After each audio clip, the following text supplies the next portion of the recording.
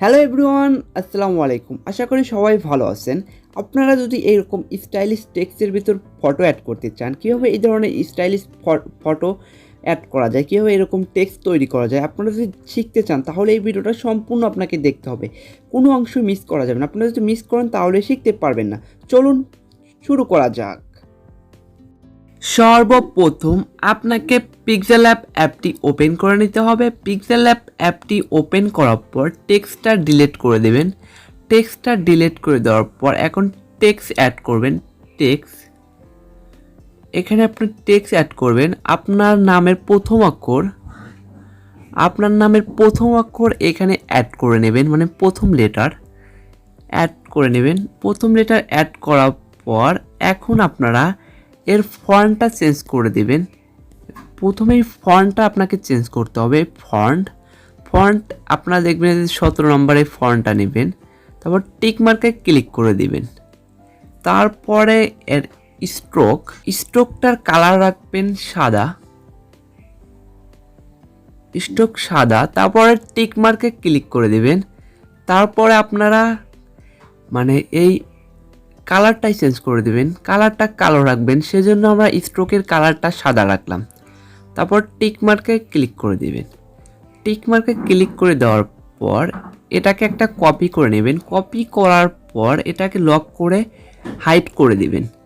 Hide করে দেওয়ার পর এখন এটাকে নিচের দিকে আনবেন। নিচের দিকে আনার পর এটার এখানে আমরা একটা শেপ নেব। শেপে ক্লিক করব। শেপটাকে এইরকম করে ঢেকে দেব। তারপরে শেপটার কালার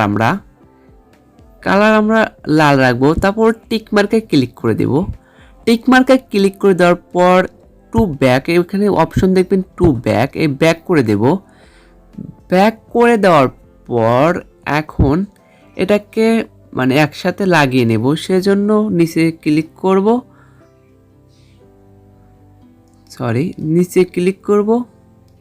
তারপর দুটোকে মার্জ করে দেবো, মানে একসাথে করে যাব। তারপর টিক মার্কে ক্লিক করে দেব। যে কোনো একটা স্টেপ আপনি যদি ভুল করেন তাহলে আপনার কিন্তু এরকমভাবে সম্পূর্ণভাবে এরকম স্টাইলিশ এডিট হবে না। এখন আপনারা চলে যাবেন ইরেজ কালারে টিক করবেন। তারপরে এইখানে টিক করবেন। তারপরে মানে এই লেটারের উপর রাখবেন। তারপর টিক মার্কে ক্লিক করে দেবেন। তারপর এইরকম হয়ে যাবে। তারপর টিক মার্কে ক্লিক করে দেবেন। এখন আপনার কাজ একটা ফটো অ্যাড করে নেবেন। সেই ফটোটার ব্যাকগ্রাউন্ড কিন্তু আগের থেকে ইরেজ হতে হবে। আগের থেকে চেঞ্জ করে নিয়েছি। ফটোটা নিব। ফটোটা নেওয়ার পর এরকম করে সুন্দর করে আপনাকে বসে নিতে হবে। তারপরে বসানোর পর এটাকেও টু ব্যাক করে দিতে হবে। টু ব্যাক করে দেওয়ার পর এটাকেও একটা কপি করে নিতে হবে। কপি করতে হবে কিসের জন্য জানেন? দেখেন এই গলার উপরে একটা দাগ পড়ে গেছে, যে লেটারের দাগটা পড়ে গেছে, সেজন্য এটাকে একটা কপি করে নিতে হবে। কপি নেওয়ার পর এটাকে এরকম করে বসাতে হবে আপনাকে।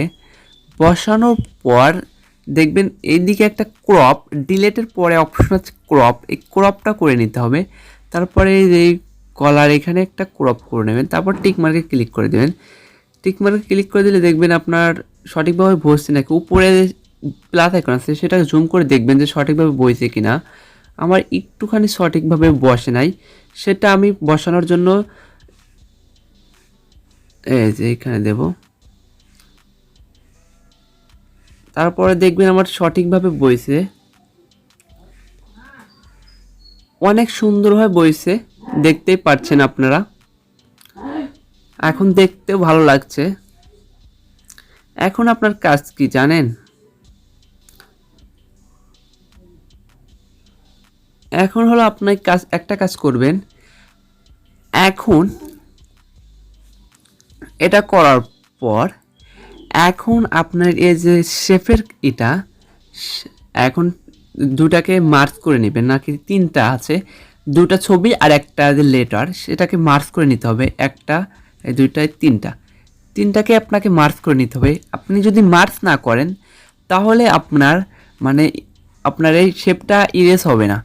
এখন শেপটা আপনি সহজে ইরেজ করতে পারবেন। যে ইরেজ কালারে যাবেন, তারপর টিক মার্কে ক্লিক করে দেবেন। তারপরে ধরে আপনারা এটা ইরেজ করে দেবেন। দেখলেন সুন্দরভাবে ইরেজ হয়েছে, অনেক সুন্দর লাগছে কিন্তু আপনারা দেখতে পাচ্ছেন। এখন টিকমার্কে ক্লিক করে দেবেন।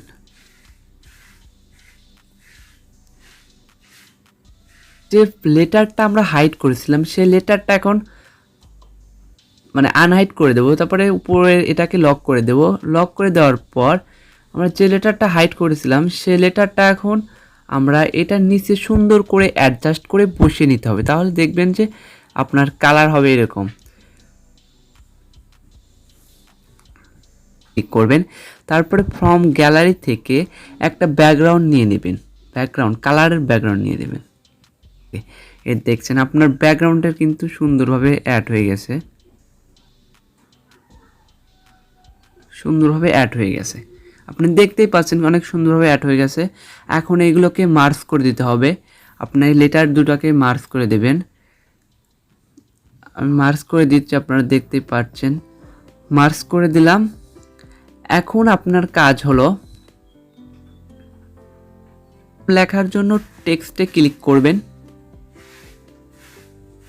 আমার পুরো নামটা লিখে নেব, পুরো নামটা কিন্তু আপনারা সব কিন্তু বড় হাতের নিয়ে নেবেন, বড় হাতের সবটুকু আপনারা বড় হাতের নিতে হবে। তারপরে ফন্টটা চেঞ্জ করে দিতে হবে। আমরা যে ফন্টটা নিয়েছিলাম সেই ফন্টটাই আপনারা নেবেন। তারপর টিক মার্কে ক্লিক করে দেবেন। এটাকে সুন্দর করে ছোট করে এইখানে অ্যাডজাস্ট করে বসিয়ে দিতে হবে। অ্যাডজাস্ট করে বসিয়ে দেওয়ার পর এখন আপনারা এই যে কালারের পরে যে টেক্সচার এটা ক্লিক করবেন। তারপরে গ্যালারি থেকে আবার একটা ব্যাকগ্রাউন্ড নিয়ে নেবেন। এটা ভালো লাগে সেজন্য দেখতেই পাচ্ছেন অনেক সুন্দর লাগছে। এখন আপনি যদি এটাকে আরও সুন্দর করতে চান তাহলে এর স্ট্রোকটা বাড়িয়ে দিলেই দেখবেন একদম ফুটে উঠেছে, একদম মানে কালারিংভাবে একদম ফুটে উঠেছে। তারপরে আপনার কাজ হলো কি এটাকে, তারপরে আপনার কাজ হলো এটার মানে ইমেজ সাইজ করবেন। ইমেজ সাইজ হলো ইউটিউব থাম্বনেইল করবেন। তারপরে টিক মার্কে ক্লিক করে দেবেন। এটাকে এখন আপনাকে অ্যাডজাস্ট করে বসিয়ে নিতে হবে। তখন এর কালারটা চেঞ্জ করতে হবে না, ব্যাকগ্রাউন্ড কালার। সেজন্য আপনারা ব্যাকগ্রাউন্ড কালারটা চেঞ্জ করার জন্য যে অনেক ধরনের আমি এই ব্যাকগ্রাউন্ড কালারটা দিলাম। গার্ডিয়ানে যাবেন, আমি বেশি কোনো কিছু করলাম না। গার্ডিয়ানে যে আপনার কালারটা চেঞ্জ করে দেবেন, তারপর টিক মার্কে ক্লিক করে দেবেন। দেখতেই পাচ্ছেন অনেক সুন্দরভাবে আমার এই টেক্সটটা তৈরি হয়েছে। টেক্সটের মাধ্যমে আপনার ফটোটা এডিট হয়ে গেছে, দেখতেই পাচ্ছেন। আপনারা যদি কোনো একটা পয়েন্ট মিস করেন তাহলে কিন্তু পারবেন না। সবগুলো পয়েন্ট আপনাকে ভালো করে লক্ষ্য করতে হবে, তাহলে এরকম এডিট করতে পারবেন। এখন সেভ করার জন্য উপরে দেখবেন শেয়ারের মতো অপশন আছে, শেয়ার। তারপরে কোয়ালিটি আপনারা আলটা করবেন। তাহলে মানে আলটা করলে কি হয়, আপনার ফটোর মানে কোনো ধরনের মানে ফেটে যাবে না, সেজন্য অনেক সুন্দরভাবে হবে। তারপর সেভ টু গ্যালারিতে ক্লিক করবেন। আমার ফটোটা গ্যালারিতে সেভ হয়ে গেছে। যদি আপনাদের এই ধরনের ভিডিও পছন্দ হয় তাহলে আমি আরও এরকমের ভিডিও নিয়ে আসবো। আজ এই পর্যন্তই, দেখা হবে পরবর্তী কোনো ভিডিওতে। এই পর্যন্ত আপনারা ভালো থাকুন, সুস্থ থাকুন। আল্লাহ হাফেজ।